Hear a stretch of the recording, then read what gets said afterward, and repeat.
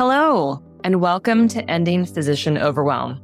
I'm your host, Dr. Megan Mello. I'm a family and obesity medicine physician, as well as a certified life coach for physicians.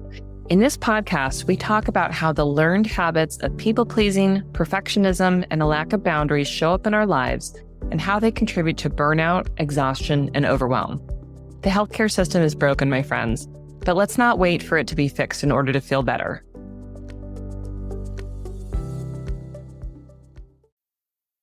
Hello and welcome to the show. I have another special guest with me today, Dr. Tea Nguyen, and she is a podiatrist practicing in Santa Cruz, California.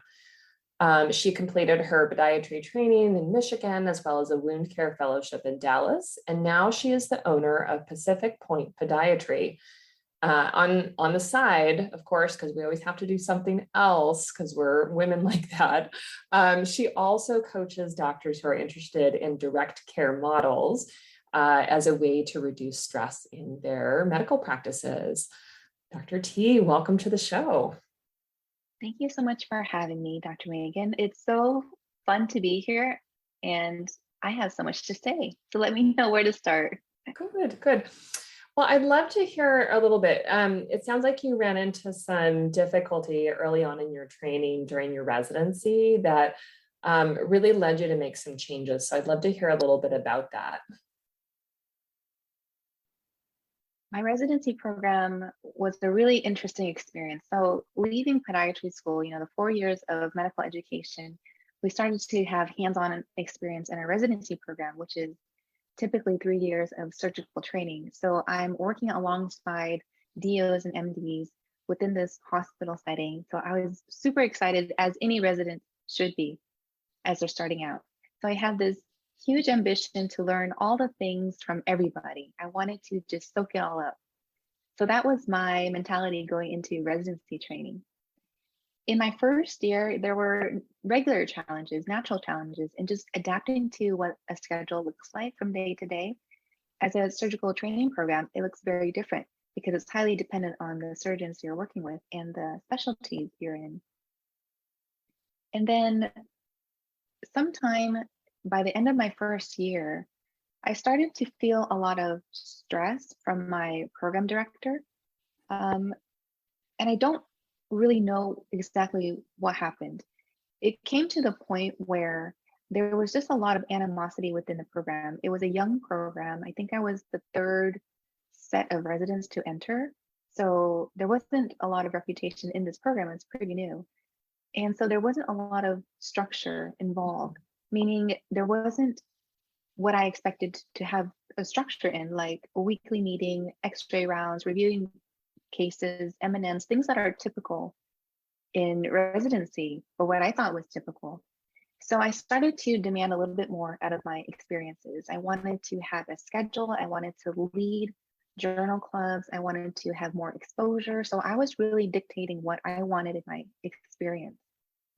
And I think that might be the reason why I started to become kind of the target, the problem resident for this program, because I found myself in a situation where we had a scheduled for all the residents to do their rotations, and I was assigned to seeing a certain surgeon and do cases with them. I was supposed to scrub with them, and then suddenly I was no longer on those cases anymore. So as a surgical training program, you need your surgical experiences, but I got pulled out. And the person in charge is the chief resident, and so I asked, how come I'm not on the schedule anymore? And it was a really dry response as to why that was. It wasn't clear. It was just, you have a meeting with the director, and that's all I have to say. And I'm sorry about that. Something along those lines. So then I got pulled out of my surgical training experience, and this is what happened. I was assigned to see a psychologist for remediation. And I was like, what's the remediation? What did I do? What did I do wrong? And when I met with the psychologist, he said, I'm only asked to see you as part of my job. And just so you know, I'm just here to document this encounter. So there wasn't a reason that I was there. I was never provided a reason why I was pulled out of my surgical experiences. But it didn't stop there. I had to also meet with not just the residency director, but the director for all of the programs, not just podiatry, but all of the programs, because there was several. And I call this like my weekly harassment meeting, Hmm. because I had to go to his office in his tiny little office space. And it was just me and him sitting at a table, and he would belittle me, berate me for every little thing, calling me a difficult resident, saying that other residents complain about me, that I was creating a hostile work environment. Hmm. This went on for weeks. And then suddenly I found myself very depressed because I felt like I was falling into a sinkhole that I couldn't get myself out of. I truly felt everybody was out to get me. That's how severe Yeah. it felt. In a program that was intended on being academic and educational, instead I found myself in a whirlwind of political divide. Like all of a sudden I was this person to target for all of the bad things that was happening within the program, the drama, the political stuff. And I still never got a clear answer. I even had to get pulled out to do a random drug screening at least twice. Hmm. And then I asked the person who was doing my urine sample, what is this about? And all they said was, this is protocol. Your director asked for a random drug screening and we can't disclose why. It's just the order. Hmm. How bizarre. It was very frustrating. And I know that I wasn't the only one dealing with this level of toxicity in the program. Others have too. And it's hard to say why it happened. So I'm sitting here thinking of all the stories about why me, right? I'm sitting there being the victim, wondering why it's happening to me, talking to my husband every day about how awful this work environment became. I didn't even know if I was going to graduate, but Hmm. they made sure that I couldn't get the experience that I needed. So it was either they made it so terrible that I quit, or they started to dig for information to create a case file to get Hmm. me fired. And it wasn't, it wasn't like I was the only female in the program. I was a strong, opinionated female, but that shouldn't be a reason to kick somebody out. That's not a reason to remediate based on Yeah. personality. So, I talk about this often to anybody who will listen because I'm still trying to find answers, but I know at the end of it, the time has passed and we've all moved on. But I know that since I went through psych help, not even psych help, psych evaluation, I was Hmm. medicated. I call it getting medicated and muzzled. They wanted to shut me down in all of the things that I wished to aspire, and they couldn't. So they just had to pull me outside of that environment and take those experiences away from me. And I know that I'm not the only one experiencing this. So that's why I share this story. It's more important to let others know that this is not acceptable. This is not an acceptable way to have an academic program run their program. But also, if it is happening, you are allowed to speak out. And sometimes speaking out can have really negative consequences, but you have to speak out because if you don't, it continues. You're saying it's okay that it's happening and you're allowing future generations to deal with this. Oh, that's such an important story to share. Because you're right, it's not just you. And it sounds like you are clear that it wasn't just you in your program, but certainly there are many women in particular that I can think of off the top of my head who had very similar experiences, both, in residency, but also sometimes afterwards, as attendings where strong opinionated females are often, sort of somehow labeled as, toxic or difficult or, any number of other sort of labels. And Mhm. and then it's as though all the blame can just be put on them. Well, if we didn't have that person, that woman usually, This is then everything would be fine because everybody would just kind of roll over and go along with it. That's That's exactly what yeah. happened. And it didn't stop at the director trying to push me out. It Hmm. didn't stop at the chief resident following director's orders on trying to pull me out of my experiences. There were students who rotated through the program and were promised a position if they wrote a letter stating that I was a intimidating resident. And so Wow. if they got me kicked out, they would secure a spot for themselves. So it went really deep. And the reason I know this is because I spoke to the student who wrote that letter. And I said, I don't know if you know this, but your letter is probably going to be the reason why I get kicked out of the program. And I'm not sure what I've done to you to make you feel unsafe, but I apologize if I did. It was never intentional. So the student said to me, I didn't know that was their intention. I didn't know they were trying to kick you out. They just asked me to write a letter in this way, and they promised me the position. So even students who are coming in are being used in the political affairs of one person's agenda. And that is just so wrong on so many levels. Yeah. So I'm curious, kind of being in that position, yeah, what you did, like how things progressed. And we talk a little bit about, kind of mindset shifts and how, we certainly don't control some of those external factors, but we do, get to choose how we respond to different difficult situations. So I'm so curious to hear what you did. I thought being medicated would be a good thing. So I was on an antidepressant, but it has side effects. It blunts your reality. And I had like weird night sweats. It was really uncomfortable to do, but I thought by doing it, it would make me more compliant. It would make me more tolerable during the day as I try to gain my experiences. But the same environment persisted. I was still surrounded by assholes. Nothing else changed but me. So I knew that medications was not the solution at all. I didn't feel better. So it makes me really concerned about people who are perceived difficult and are medicated rather than giving them better tools to manage the circumstances. I can't change the people around me, but I could change my perception about what's happening. And that was, this is transient. This is a small period in my life. And I see something very wrong with the system. So what I could do is I can use my voice. I can speak up and tell people up the ladder, this is the work environment that students are experiencing, residents are experiencing, and you should be aware because you as the CEO, CMO of this institution, these programs reflect your leadership.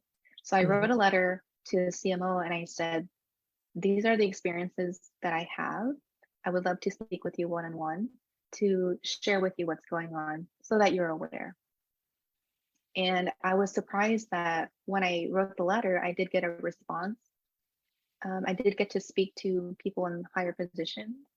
And soon enough, we were able to turn over the residency program director in both the specialty program and the one above him. So those two people had to be replaced.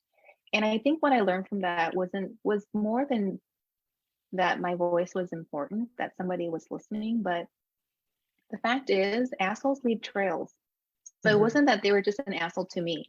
They were leaving trails amongst their own peers, amongst their own leadership programs. So it was very evident that I was just a contribution to the puzzle. I think they were already witnessing this personality and just needed, a little bit more leverage to get things moving. And so in the world of medical politics, you can't just let go of somebody without reason. You have to build a case. So if people feel that if they don't want to say something because it's not going to make a difference, just know that you're building a case for somebody. And don't hold back. Even if it feels like that nothing's happening. I mean, for me, something did happen and it was a benefit to everybody, not just myself.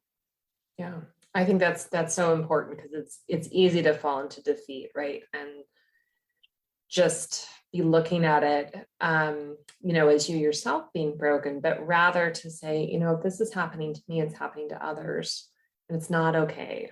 And, I need to push this up the chain. I think so valuable for for everyone, kind of in your program and who comes behind you. Mm-hmm. Yeah. Oh, what a compelling story. Um, and then tell me sort of, as you're recovering from this process and eventually sort of, completed the program and left, like, how did you need to think about yourself and your training and your career differently from that point? Oh, it would be a lie to say that I wasn't bitter about that experience. I learned a lot. I think the most important experience I got from that was that what I have to say is important. And I think that's the hardest thing for me with my generation, because I come from immigrant parents, and it was our duty to keep our head down and to stay quiet and to not Mhm. stand out. And that was very challenging for me because I saw a lot of things that were wrong. And I know I can't fight every fight, but if I can fight some fights, at least I'm trying. At least I'm standing up for myself, if not for future generations. So what I learned was no matter what difficulties come my way in the future, I knew that what I had to say was important to somebody. If it at minimum wasn't important to myself, because I had shared with my husband, who was in the same residency program, hospital, every day he saw how miserable I was. He's like, why don't you just quit? It seems like there's not much more you can do. So he was defeated at hearing me complain day after day. And that made me feel really bad that I really had nothing else that I could do. Complaining could only get you so far. And then with that, it drags other people down who really love you and want the best for you. So I learned to kind of navigate the real world outside of residency program a little bit more cautiously. I was a lot more cautious about authority. Mhm. I used to put my trust in authority because I was like, they're in a position of leadership. They can damage my career. They can put a stop to my potential, to my other job opportunities. And I saw that that was a huge lie, that they don't control me at all. I control me. So I actually moved into the real world with a lot of hesitancy about people in leadership positions, that they had to earn it. They had to earn that Mm. respect. They didn't just get it because they had a title. So it made me feel a lot more empowered, that just because somebody has a title, that doesn't mean much more than they had a little bit more experience than I did. That doesn't make them a great leader. It doesn't make them a good person. So that's how I moved into the world, was that what I say, what I say matters. And I'm going to make sure that the people who need to hear it will hear it. So I'm going to keep talking about the stories that I have to share. And that's really powerful. And yeah, that idea of they need to earn it. And I imagine that at first that might have had sort of the bitter component, right? You better earn my trust. And yeah, it can evolve a little bit of, I'm sure that I'm not alone here, and that we see people in medical leadership with incredibly variable skills and drive to serve, those that they lead, right? Some people really take it upon themselves to be, part of conversations, to listen, to engage, and, really connect with people in that way. And others are just like, well, I got promoted, I'm in charge now. Everything I say goes, and you have to like it. And you get to choose how you respond differently to those different personalities, even if you don't have 100% control over, the things that they sort of do in their authority or not, right? You always have the power to do what you choose is right in response to the situation. Yeah. Yeah. Right. Wow, it's a pretty amazing story. So I really thank you for being willing to share that, because I think you're right. More people need to hear these stories so that they feel like they are not alone, that, that their voice matters, and, that there's a way forward. These things could certainly end a career, but they don't need to, right? Yeah. What I noticed is that the toxicity of residency programs is systemic. It's not just one Mhm. individual, it's somebody else that allowed that individual to be that way. by allowing them to maintain their position, they're saying it's okay to be an asshole. Right. We're friends. You're Right. safe, right? Right.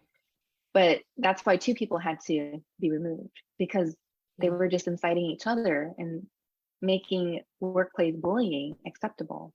And Right. clearly leadership above them found that to be unacceptable. Yeah.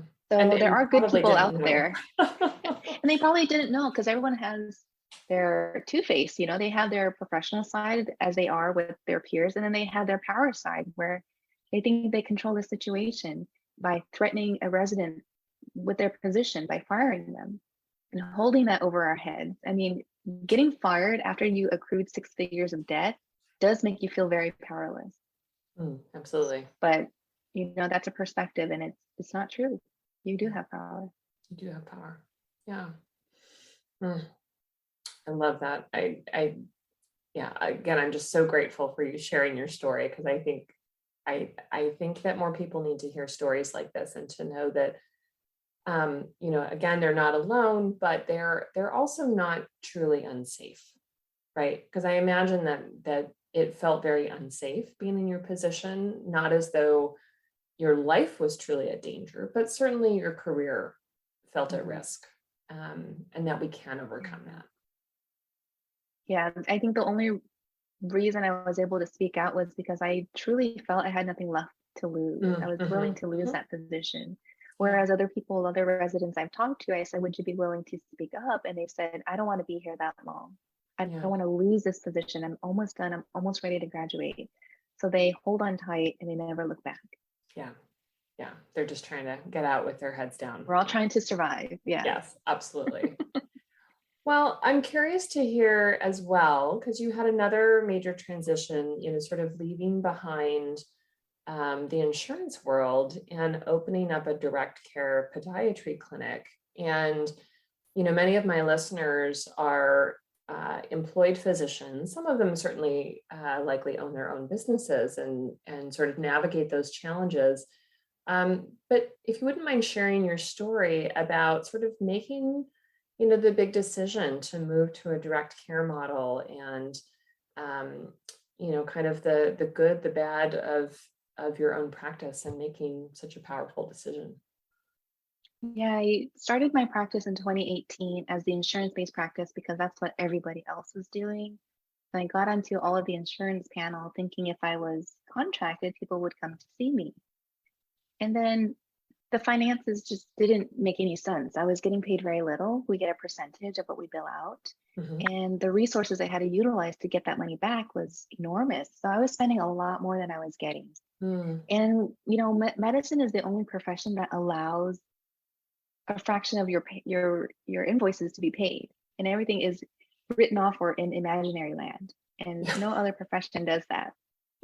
So, you look at the AR, the number is huge, but really most of it's not real. It doesn't exist. That's accounts receivable for those of us who that's don't right. look at those kinds of financial if numbers. you're employed, you don't really know what happens behind You the have scenes. no idea.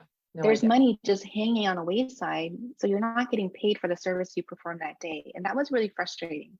And I think what I find parallels this institution of insurance-based practices was my personal experience in residency, being controlled by a big entity, a powerhouse that I really had nothing, that I had no control over. The house will always win if you play the games by the house's rules. And I saw that I had no power whatsoever in how I got paid, when I got paid, and the amount.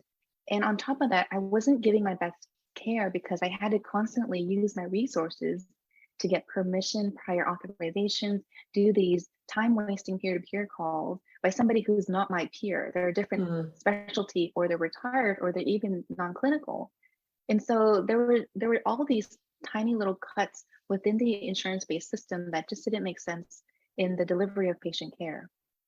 And I saw that control as very similar to my experience as a resident. You're really, as a doctor, are disempowered when you let the money be controlled by another entity that is not the patient. So I think I took that anger I had in residency and I transferred it into real world. And I was like, no, the power is back in my hands. I'm not letting somebody else control how I run my practice and how I deliver my care, because I know for a fact that I can take care of people better if I didn't have to sit behind a phone and do a peer-to-peer call for an MRI that I already said was necessary. So that's how I decided that there is another way. And I knew there's another way because I talked to other doctors who were already doing it. And I was really inspired by the doctors who knew right out of residency that they didn't want to deal with insurance at all. I didn't have that in my mind as a thought, as a Mhm. possibility, Mhm. because I'm surgical. A lot of surgeries are very expensive, and having insurance pay for that made sense. And then I did things in the practical world. I'm like, none of this makes sense. Why did my patient who has insurance still have to pay $9,000 for a surgery in which I got paid $800 for? What's happening in between? Where's that money Where did the going? money go? And it wasn't even the best care. It was delayed care. We had to Mhm. wait for a surgery time. We had to wait for prior authorizations. We had to get clarification on insurance benefits, and I wanted to make sure that patients were never surprised with the bill, Mhm. that they knew exactly what they were buying, and that they were prepared to make that investment. So by taking all of that out of the equation, care is clearer and the quality is way higher. And I know it sounds really scary and maybe even unbelievable to people who are currently in the insurance based model, but there are well over 40,000 doctors practicing medicine without insurance. Yeah.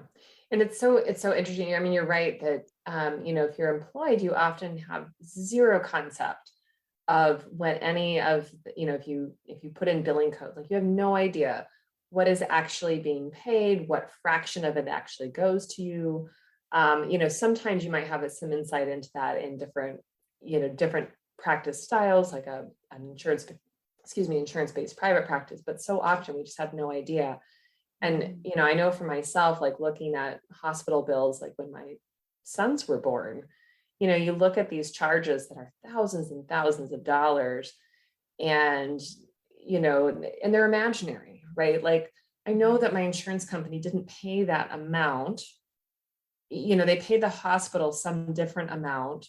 And it doesn't make any sense. You're right, like these imaginary numbers. And as much as insurance companies try to help us be more transparent, they just can't. I mean, when I was the don't last think they're time? helping us as much as they're Yeah. helping themselves. I Yeah. mean, that's the reality. I'm not being Yeah. bitter. I'm being very honest. Yeah. If you No, look at where I the think you're budget right. goes, Yeah, I think yeah, you're right. Like there's imaginary dollars. It's very difficult to see who gets what. Our patients think that most of the money comes to us, but it really I doesn't. And I wish. I don't say that in a selfish, kind of mean-spirited way. It's just, I think doctors get paid well generally, and more than many patients get paid in their own salaries, but it's just not so clear. Um, and I think there's a lot of value in being able to be clear. This is what this costs, and being able to give the patient that information so that they can make decisions. You know, the profession of podiatry is unique in that when you finish your podiatry experiences, surgery programs, they're still getting paid $80,000 a year or something. Like that is a normal thing in podiatry. So it's not more than the average American. It's actually less. Mm, So a lot of doctors out there are getting paid way less than the six figures that, we were kind of promised when we entered this field.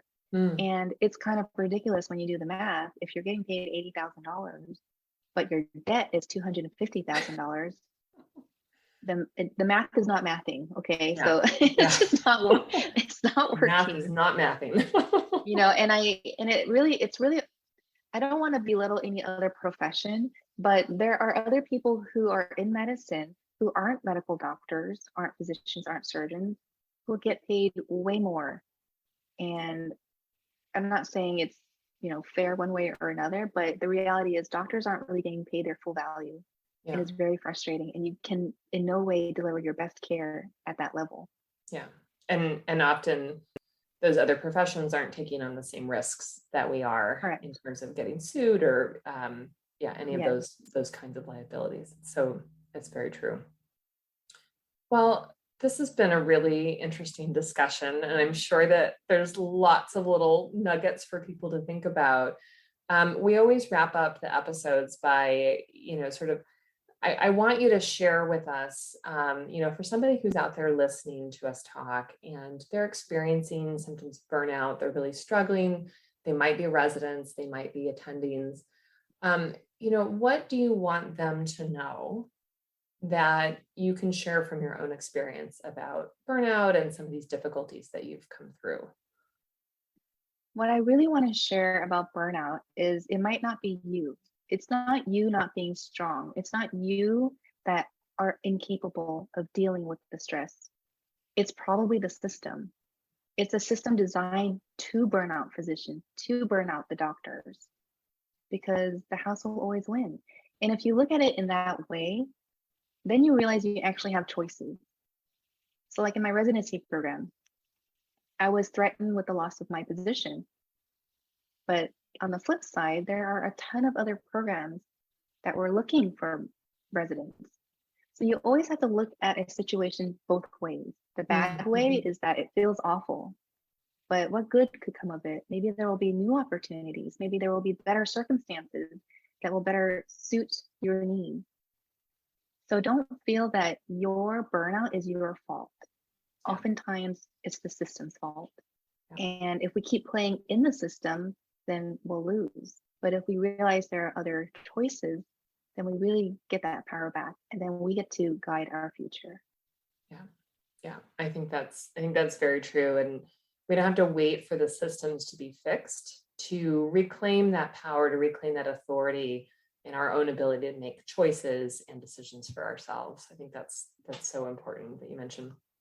And I want to give you an opportunity to talk a little bit about your podcast, because another one of the things that you do is help to coach doctors on direct care models. And so share a little bit about your podcast. I have a podcast. It's called the Direct Care Way. And it's really designed to help people who are just interested in what direct care looks like for private practice. Through that podcast, I share everything I learned as I transitioned from the insurance-based model to direct care. And these are very small, 15, 20-minute conversations about all of the things that people are worried about. And so whatever question you have, it's probably being answered on the podcast. So check it out, subscribe, tell me what you think about that. Through that podcast, I realized that doctors need a supportive team, need a supportive hand in making that transition. A lot of doctors do it on their own, while there are other doctors like myself who can use the support of a coach and of a supportive team, because that's going to help you move along a little bit faster, a little bit more safer as well, because there is a wrong way to do direct care where you can bankrupt yourself very quickly. So I want to prevent that from happening. So I also have a coaching program that helps doctors individually or in a group setting to really give you the tools on knowing exactly what you need to do next in order to have a thriving direct care practice. Oh, that's so great. And tell us where we can find out more information about your coaching program and where people can follow you. Follow me on Instagram. My handle is at TEADPM. DPM is Dr. Podiatric Medicine. So find me there, let's connect and take a peek at the podcast. I'm sure all of your questions will be answered in those episodes. Oh, that's great. And we'll have links to those in the show notes for folks as well. Dr. T, thank you so much for joining me today. I think this has just been a really great conversation. And I sincerely appreciate your willingness to share your story, because I think it's going to help so many people. Thank you so much for having me. Yeah. Well, that's it for today, listeners. So thank you for joining us for another episode, and be sure to like and subscribe to both my podcast, Ending Physician Overwhelm, as well as to Dr. T's podcast, The Direct Care Way. And until next time, we'll see you later. Bye-bye.